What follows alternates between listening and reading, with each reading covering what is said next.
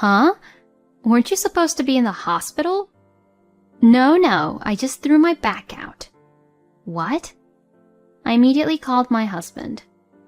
Where are you right now? He replied, In my mom's hospital room. I'm in the middle of getting an explanation, so please, don't call me. And he hung up right away. At that moment, I knew he was lying. Shall we leave this house then? My mother-in-law asked, and I strongly nodded in agreement.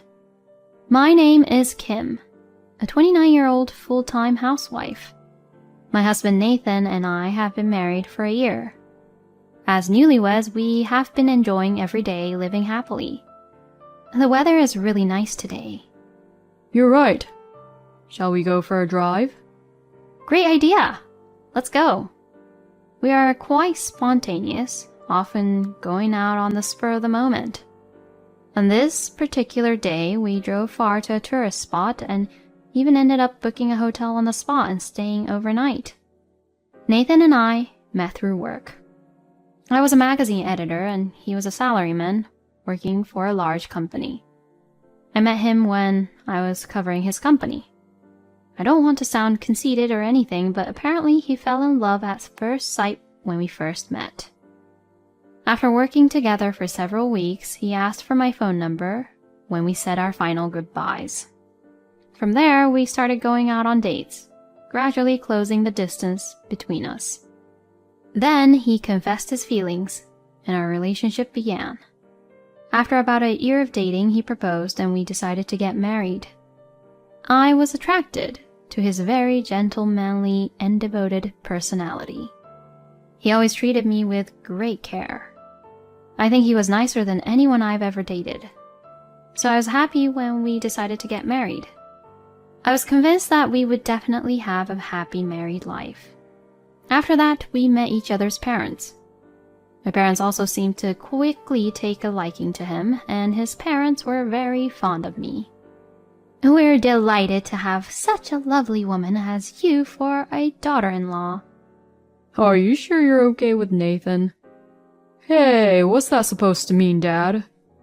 He seemed to get along well with his parents and enjoyed their conversation.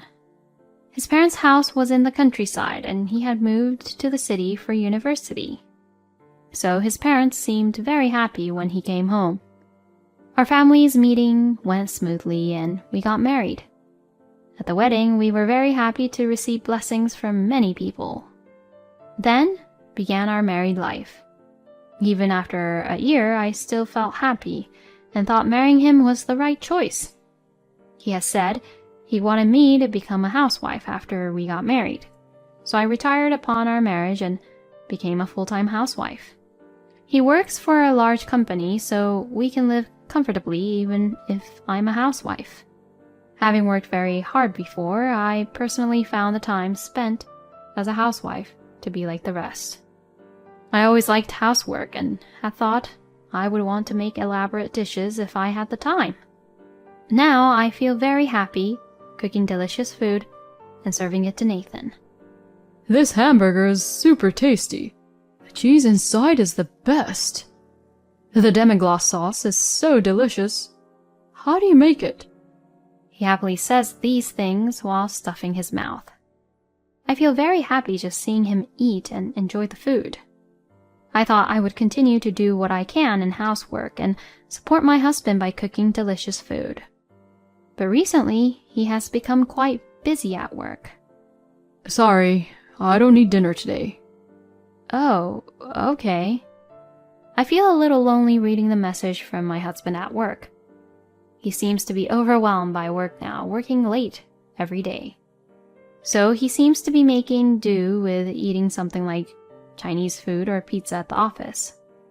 Everyone in the team is working hard together, so I can't be the only one to leave.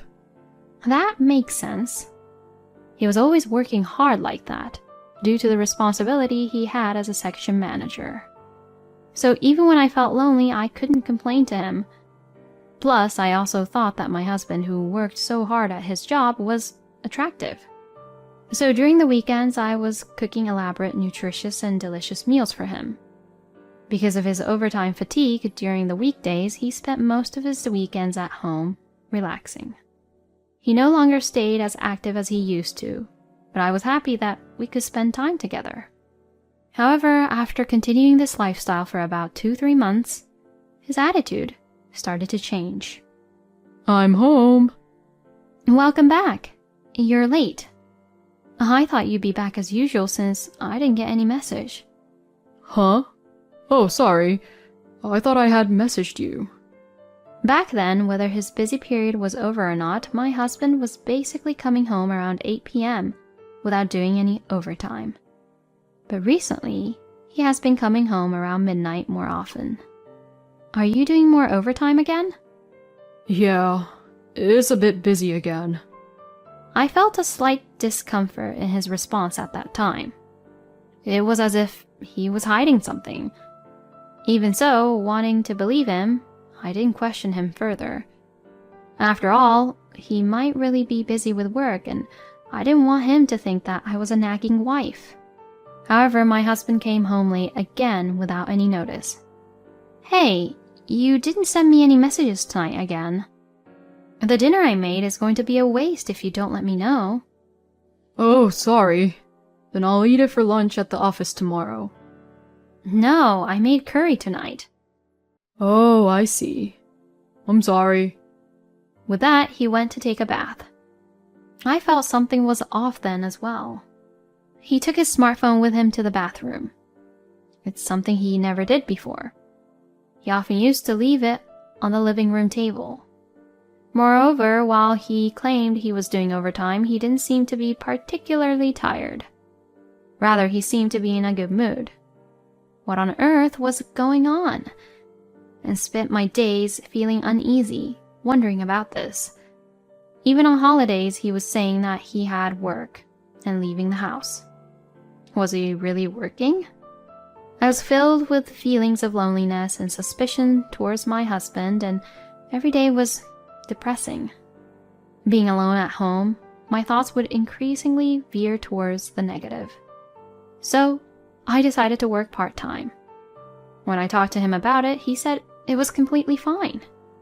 It would have been nice if he had agreed to me working part-time from the time we got married, but since he said it was okay for me to work, I decided to be happy with it. So I started working outside the house for the first time in a long time. I took up a part-time office job in a small to medium-sized company. Interacting with people other than my husband after a long time was good for my mental health, and even though I was feeling a little uneasy about him, I didn't have to worry too much. For a while after that, I was able to spend my days without any particular problems. My husband was still often late returning home and seemed busy with work on weekends, but thanks to my part-time job, I wasn't so dependent on him anymore.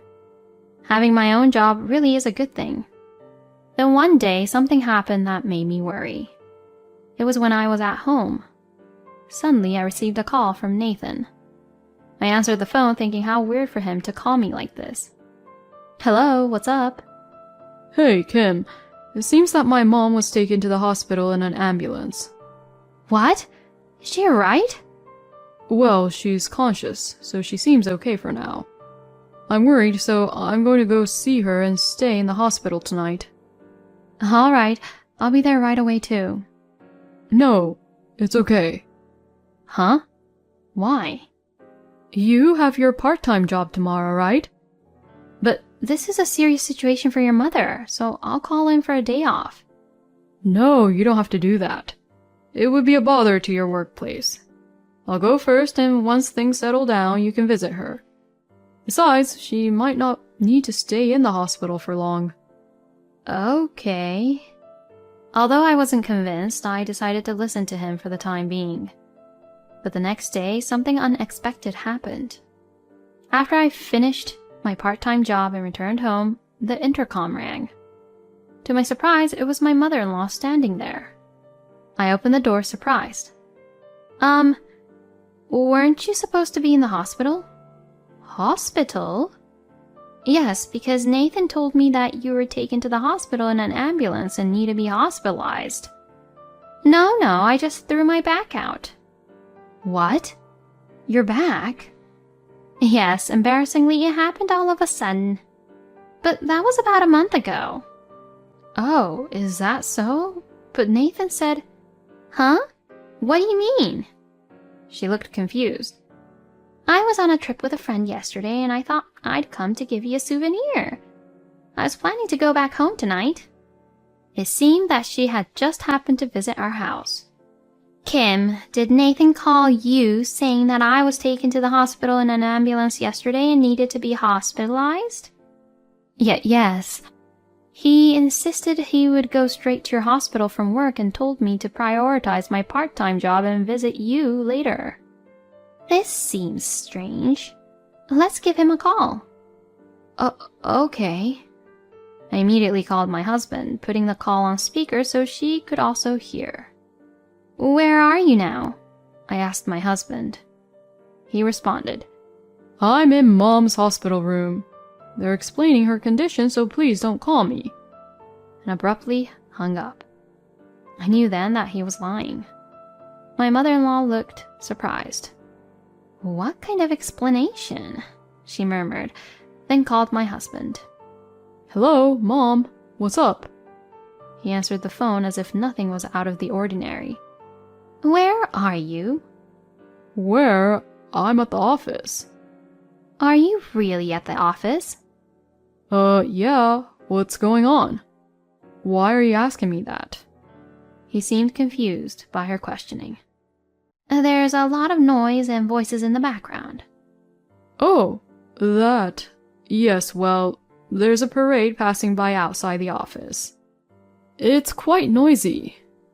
I see. I'm actually currently in New York.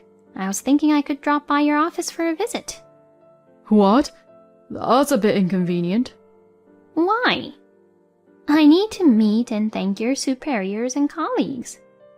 It's unusual for a parent to suddenly show up at work. Well then, can I see you after work? I came all the way to New York, so I'd like to see your face before I go home. Oh, well, I'm a bit busy today. I'll probably have to work overtime until around 11 p.m. I prompted my mother-in-law with a note on my phone suggesting she say, I'll stay at your house and wait with Kim. She nodded and told him, Well then, I'll stay at your place and wait with Kim. You're off work tomorrow, right? It's the weekend. His confusion escalated even further. What? That's a bit... Why not? Ugh. He stumbled over his words, clearly distressed. Then he began to make surprising remarks. Actually, Kim is not comfortable with you, Mom. What? I gasped in my heart at his words. My mother-in-law and I exchanged surprised looks. I shook my head, insisting that it wasn't true, and she seemed to understand. We both realized that Nathan was hiding something and was up to no good. Understood. Sorry for being selfish. I'll quietly go back home. I'm sorry, Mom. I'll make it up to you next time. No need for that, she said before hanging up the call. Both she and I were in a state of shock for a while. Then, with a determined look, she said, I'm sorry for my stupid son, Kim. You can leave him. Continuing this marriage will only bring you misery. It was clear my husband was having an affair. It's Friday today. He is probably going on a weekend affair trip. Yes, I'll leave him. Shall we leave this house, then? She asked, and I nodded strongly. I'm grateful that she was on my side. My husband had betrayed me, lied to his mother, and even fabricated the horrible lie that she was hospitalized. Worse, he claimed that I didn't like my mother-in-law. She quickly informed her husband about the situation. He was outraged when he heard the story and drove over the next day. I'm really sorry for my stupid son. No, it's not your fault. With the help of my in-laws, I moved my belongings back to my parents' house. We're very sorry for our stupid son. No, thank you for helping her move. Thanks to my in-laws, I was able to move all my belongings back to my parents' house. From now on, I guess it's all about gathering evidence. Yes, that's right. I have a little plan. As we took a break in the living room, my mother-in-law suggested a strategy. We all agreed to go ahead with this plan. About 3 days after I moved back to my parents' house, Nathan contacted me. Oh, are you not home? I replied to my oblivious husband. Actually, my dad has just thrown his back out. I need to help out with chores around the house, so it seems I'll be spending some time at my parents' house. Is that okay? When I sent this message, his response was, All right. Tell your dad to take care. The ease with which he agreed hinted that he was indeed having an affair and likely planning to meet his mistress while I was away. I immediately requested an investigator to gather evidence, and because of his carelessness, it took only about a week to collect everything. With the evidence at hand, I returned home. My in-laws agreed to be present, and we waited for Nathan to return from work in the house we had shared. He was surprised to find both me and his parents there. What's going on? Kim, Mom, Dad, why are you all here together? He stuttered, clearly unsettled. We have something to discuss. Sit. I told him in a cold tone. Nervously, he sat across from me. You know what this is about, don't you? What are you talking about? He tried to play innocent, but I sighed. You lied about your mom being hospitalized. I know about the affair. Oh. He froze at my blunt words. These are the photos proving your affair, I revealed, spreading the investigator's photos across the table. His face turned pale at the sight. You're despicable, lying about your parents' misfortune, deceiving and betraying me, and to make up such a nasty lie that I dislike your mother? But how did you... When your mom called you, I was listening right next to her. What? And just as I thought you were having an affair. I'm disgusted. I can't continue this marriage with you. We're done. Panicked, he blurted out. Wait, let's reconsider this divorce. But his parents would not stand for it. Enough is enough. Accept the consequences for your actions.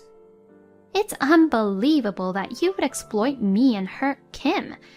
Regardless of what you have to say, accept Kim's request for divorce, and pay the consolation money as a sign of your remorse. As his parents roared, my husband cowered, completely intimidated. And with that, he agreed to divorce as instructed. I truly appreciate the support of my in-laws throughout this ordeal. Afterwards, I was able to divorce and demand consolation money from my ex-husband and his mistress.